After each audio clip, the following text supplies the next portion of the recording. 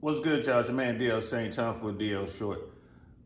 First of all, I just want to start by saying this. To those police officers in Nashville who who heroically ran into that building and dealt with that sick individual with the weapons that murdered those babies, salute. That's how you do it. Those individuals are heroes. I'm gonna do a more in-depth dive into those actions because y'all know I beat up on law enforcement all the time when they get it wrong, and I definitely want to sit there and acknowledge it when they get it right. So I'm definitely gonna do a video about that. Um, I just I have a 14-year-old daughter, and I can only imagine what those families are going through that lost their children at school. Every time I drop my daughter off at school, every day I kiss her, and every day I wonder in the back of my mind, is the last time I'm ever going to see my little girl. So that's horrible. That's horrible. So I'm definitely going to be looking for a video. I'm going to do a full 2 hours on that. We need law enforcement, y'all, but they need to be paid properly and trained properly. They need to get mental health when they need it, mental health services. They need to get proper time off, downtime, because they deal with the worst of the worst every single day. They get up every day and they go do it for pennies.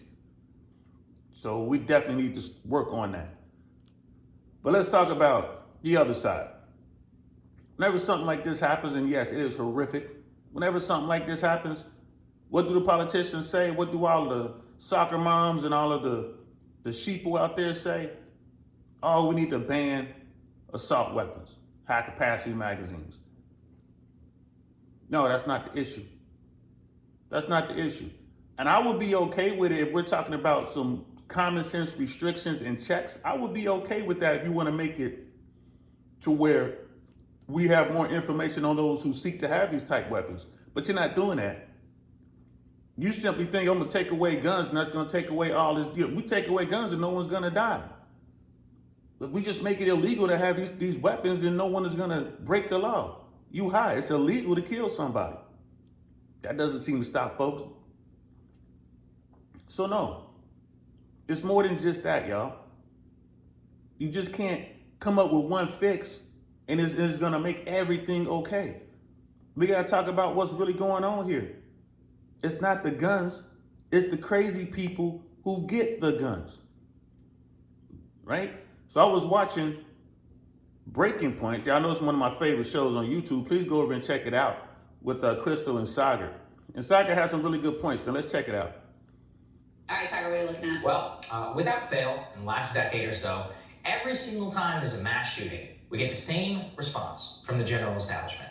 Gun control and assault weapons bans. All kinds of infographics have now sprung up to explain exactly why an assault weapons ban is needed, how when the ban expired, that mass shootings spiked dramatically, blaming the expiry of the ban for the sick and unfortunately distinctly American phenomenon that we can't really figure out, mass school shootings. I'm sure you've seen this one from the Financial Times. You can barely open social media without seeing it. It's clear, right? The ban expires and then mass shootings increase. There's just a problem though. Does an assault weapons ban have anything to do with those shootings? The answer is no. It has nothing to do with those shootings. He's gonna explain why. People, y'all need to think. Challenge yourself to think it through. Banning firearms, it's not gonna change anything. Think it through. There are 120 guns for every 100 people in America. 120 guns for every 100 Americans in this country. And those are just the weapons that the authorities know about. I don't believe that number includes all of the guns that are made that are off the grid. Yes, you can go buy firearms. Someone will make you a firearm, one of these, in their backyard. It's not registered with anyone. It doesn't come from a manufacturer. Come on, and you sitting there thinking like, that's not possible, DL Saint. Yes, it is. They make guns in prison, zip guns. So think it through, people. Graphic includes handgun shootings, which comprise the vast majority of the so-called mass shootings. And brings us to the next question. What is a mass shooting? Nobody really knows. The definition that graphic uses and that President Obama forced upon the FBI in 2013 is this: a single attack in which 3 or more victims are killed. I don't know if you guys can see that graphic on this screen. You know, man, I just like to do this with the TV in the back, you know, with the phone filming. But 56% of mass shootings from 1998 to June of 2019 were handgun only.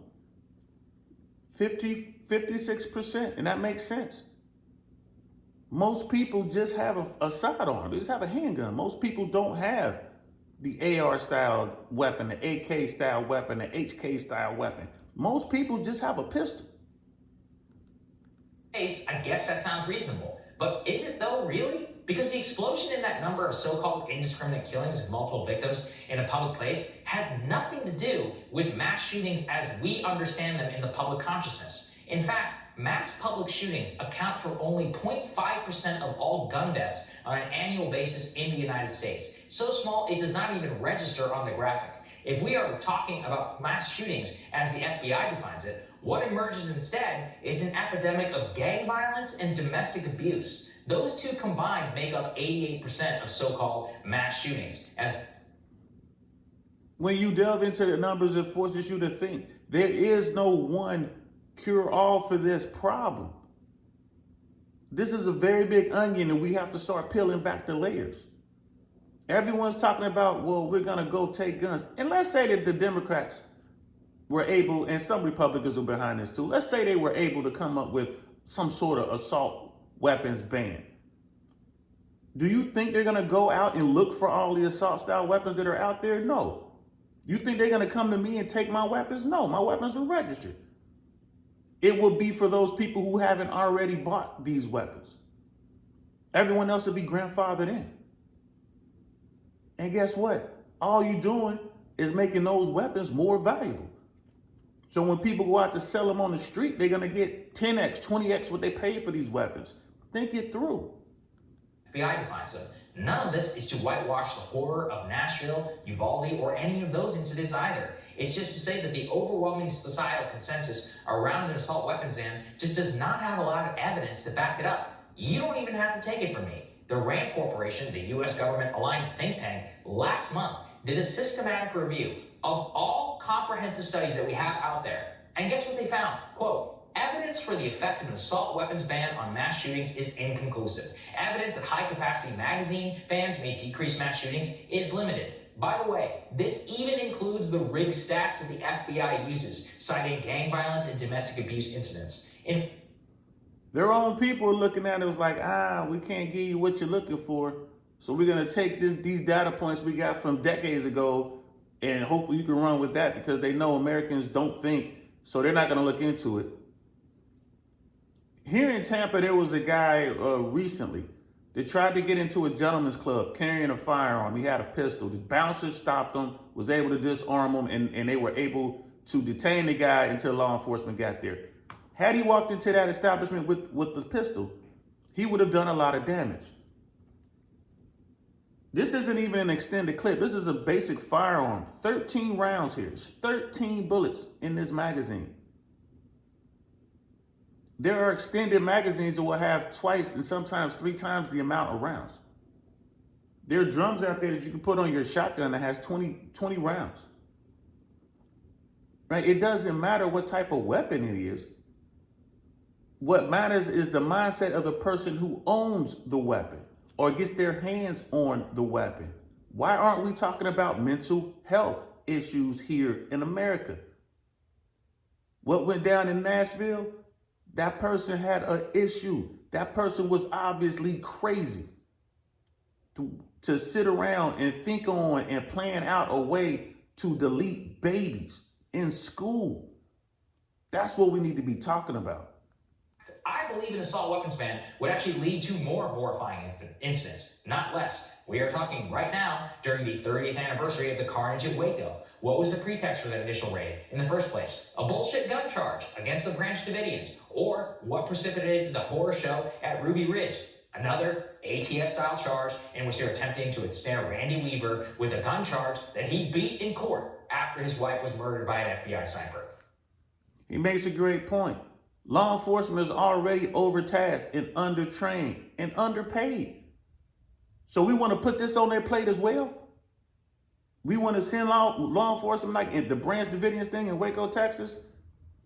ATF went in there and got lit up over a BS gun charge, like he said. So y'all want to send more people in harm's way. That doesn't make sense to me.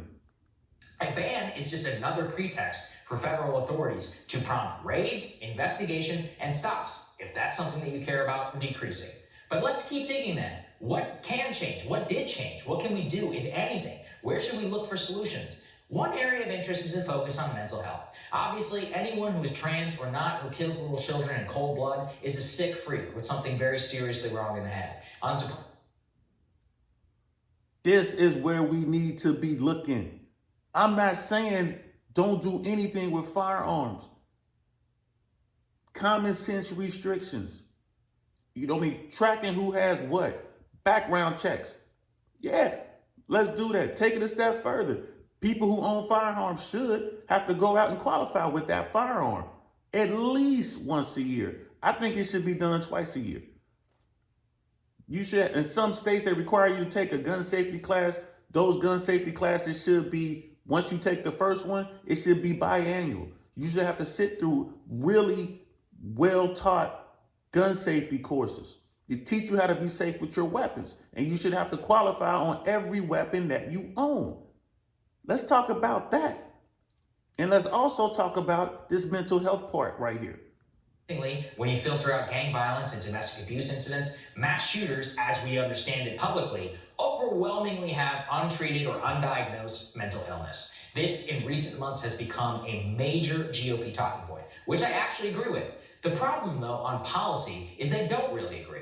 While rhetorically backing mental health resource expansion, we have seen the opposite occur. In fact, the very same day that many of these senators were talking about how we need to increase mental health resources, 10 Republican-led governors continue to reject federal funding to expand Medicaid, dooming smaller and rural hospitals, many of which provide mental health resources in an area with almost nothing else. You don't have to endorse. So we don't have money to help keep crazy people from deleting folks. But we got billions of dollars to give to these banks who mismanage themselves into the ground. We got $100 billion to give to banks like Silicon Valley or Signature or First Republic. We could do that. We can bail out insurance companies because the insurance companies are in trouble too right now, y'all. We can do that. You look at what's going on with the commercial real estate side of Wall Street right now. That's going under too. We're going to come up with money for that, but we can't come up with money to help people who need help. We can't come up with money to help people get themselves right so they don't plan to delete babies and take weapons in there and go after babies. We can't do that. Come on, America. Medicare for All, to understand that that will have a major negative impact on some of the poorest and most vulnerable people in the United States. Well-adjusted people don't murder little kids in cold blood. And mental health resources themselves, though, are not the whole answer. What they prescribe may also be as important. The U.S. is... Saga goes on and talks about how many people on different types of drugs. Talk about Adderall, they talk about drug shortages and stuff like that. Yeah, we got a problem with popping pills in this country, y'all. We all know that. We all know that. This whole thing that started with opiates that led to more people getting on heroin, and now we got this fentanyl epidemic and all that started from prescription drugs. Again, that's another problem we need to look at. But the bottom line is this.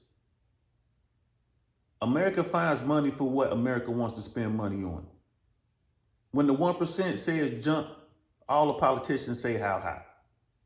Simple as that. We going into a recession. We've been in a recession, but now even the powers that be are saying, oh yeah, we're going to be in an official recession. We've been there. More and more people are going to need help. People are out here living their life, doing the best they can, and they make a little mistake. They don't get a backstop. They don't get a bailout. They make a mistake, they lose their car. They can't pay for that car. They make a mistake, they lose their house. If they can't pay for that house, they get kicked out of their apartment. You know how much mental strain goes along with that? These people out here who don't have the ability to take care of themselves, take care of their families, they need that help. They need someone to talk to. They need a way to get out of the situation that they're in. And a lot of times it's not through anything that they did. These are the questions we need to be asking ourselves, America. These are the issues we need to be addressing. Because if you back someone into the corner and they ain't thinking right, they gonna act out. And when you act out in a country that has more guns than people, we get these situations. I'm DL Saint, man. That's all I got to say about that. I'm gonna talk to y'all later. Think, America.